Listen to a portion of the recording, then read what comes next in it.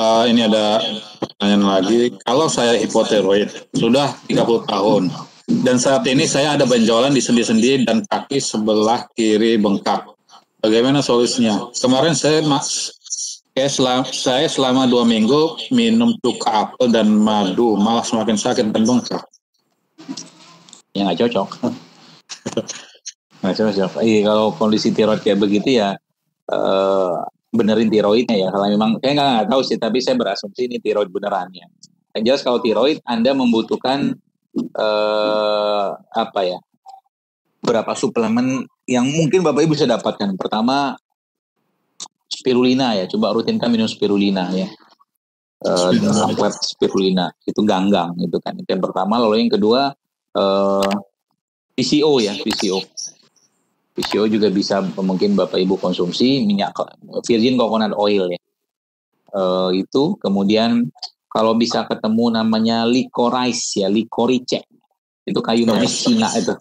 Nah, licorice itu juga bisa digunakan untuk tiroid ya. Sama tambahkan lagi dengan madu ya, mungkin tambahkan juga mungkin nanti bikin wedang jahe sama apa tuh namanya, serai ya, jahe sama serai. Insya Allah membantu. Insya Allah. Ini ada pertanyaan kembali. Kalau di luar negeri kan banyaknya tersedia rimpang sudah dalam bentuk bubuk, misalnya bubuk kunyit, jahe dan kawan-kawan. Apakah itu tidak apa-apa, Dok? Dalam bubuk. Apa yang ada aja lah. Jadi ya kalau ada ideal kurang gitu mungkin ya. Kalau mau ideal ya yang masih fresh ya, tapi kalau nggak dapat yang ideal ya apa yang ada aja, nggak apa-apa. Ini pertanyaan sangat saya sekali.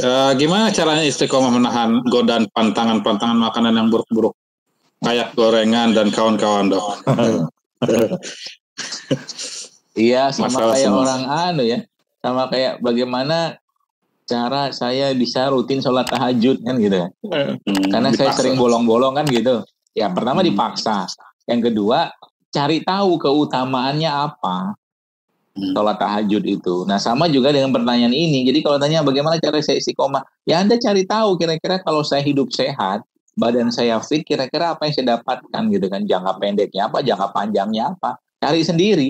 Nanti kalau sudah ketemu, oh iya benar ya ternyata ya. Dan saksikan orang-orang atau lihat atau kunjungi orang-orang yang sakit. Yang kemarin tuh saya lihat dapat konsulan ada orang umur 25 tahun loh Pak, Bu. Kena stroke loh. Kena stroke. Ya, jadi banyak orang tuh sekarang dengan apa yang dikonsumsi tiap hari, dia nggak sadar dia sudah ada pada jurang apa ya? Mungkin kalau bilang jurang penyakitnya dia gitu kan. Subhanallah ya. Jadi itu titik itu harus Anda capai dulu. Kalau nggak tuh nanti ya gitu-gitu terus. Sampai kapan mau hidup kayak begini? Apalagi kan sudah saya jelaskan tadi motivasinya gitu kan. Berarti kita nggak boleh sekali cheating. Nggak boleh lah, silahkan aja. Tapi 80% yang kita konsumsi setiap hari itu lebih banyak yang baik, yang sehat-sehatnya. 20% silakanlah cheating, ya nggak masalah. Gitu. Ada pertanyaan kembali. Untuk orang yang punya diabetes, kalau makannya 3 atau 5 butir kurma, apakah gula darah tidak naik?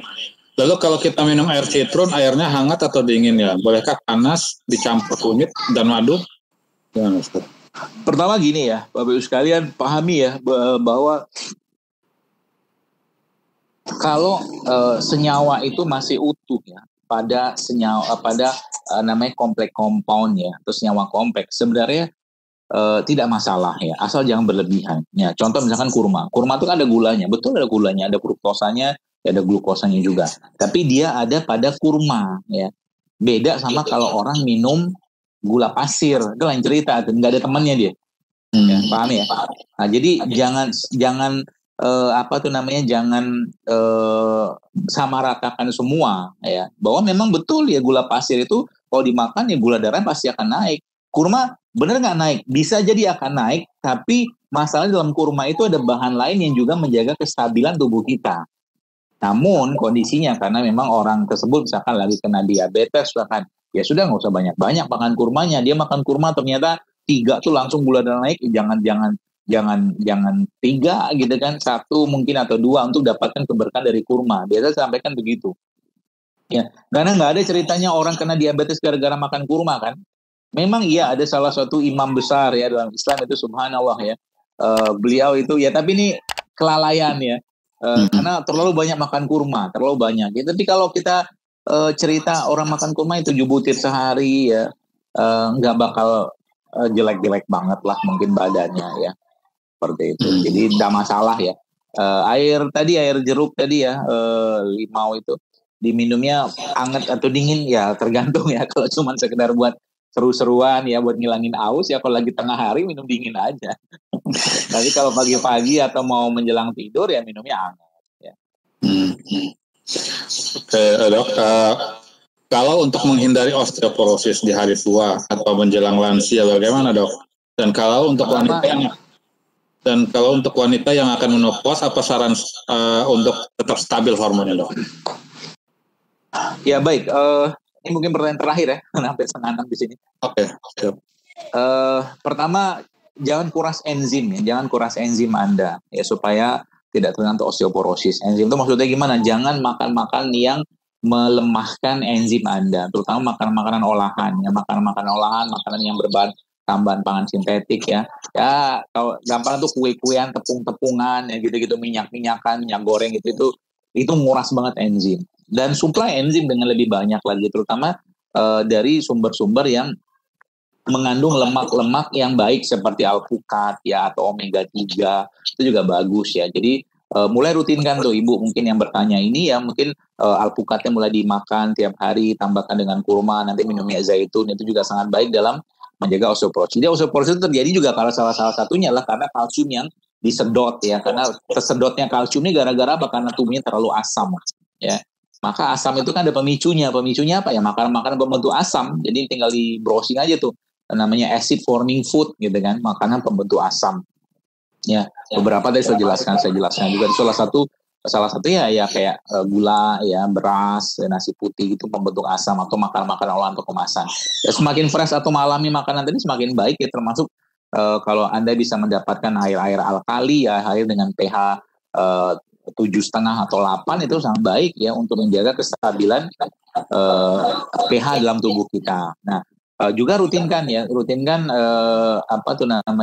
mengkonsumsi minyak zaitun atau omega 3 ya. Itu juga sangat baik dalam mencegah osteoporosis. Atau mungkin kalau di sana bisa didapatkan atau mungkin titip sama yang pulang itu kolagen ya, juga bisa didapatkan dari gamak atau teripang yaitu timun laut, itu juga sangat baik ya. Atau kalau susah banget ya udah rebus itu aja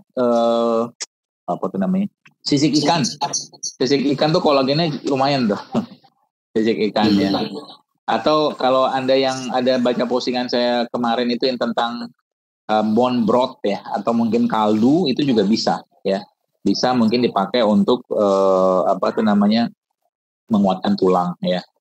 Itu juga nanti kalau direbus sampai 4 jam itu kolagennya keluar.